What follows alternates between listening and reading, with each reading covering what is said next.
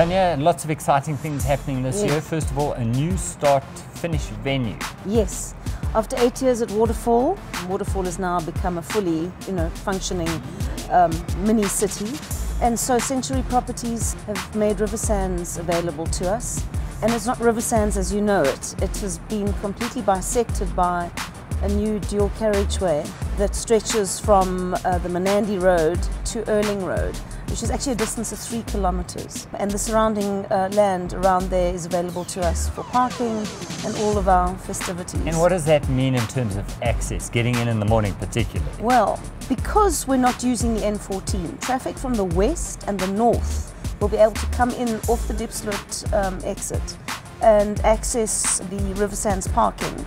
Meanwhile, traffic from the south or Santon side will be coming along the new William Nicol extension, the 511, which will now be a 2-lane dual carriageway on both sides.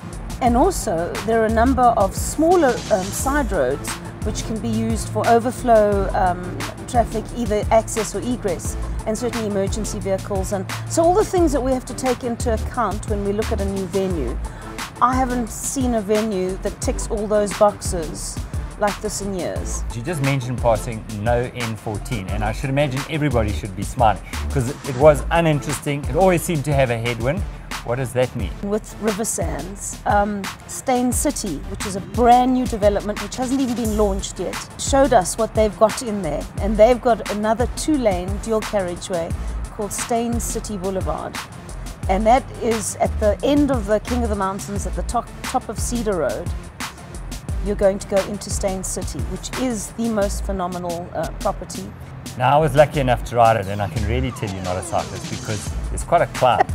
You've added a few meters of climbing. You've made it a lot more interesting, but you've added a few more meters. My technical people tell me we've got nearly 500 meters of extra climbing. So that's the sting in the tail. But this is a challenge. It wasn't supposed to be necessarily for, sissies.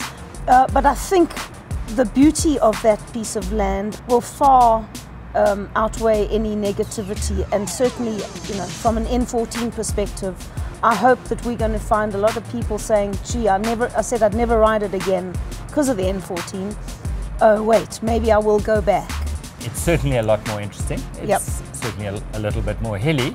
Yes. And I think for the pro race, it's going to be a very exciting race. It really lends itself to a proper finish. Okay. Tanya, the last thing was, I was out there the other day. It's unbelievably impressive, but there's still a bit of work to be done. Oh, absolutely. And it's taken us this long to make this announcement because we had to get 100% written buy-in and guarantees from the various engineers that the roads will be finished.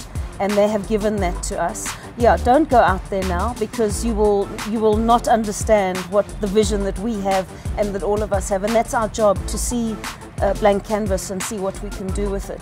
But I, for one, am extremely excited and think that going forward each year you'll see more and more infrastructure, but it'll all be built with the Cycle Challenge in mind.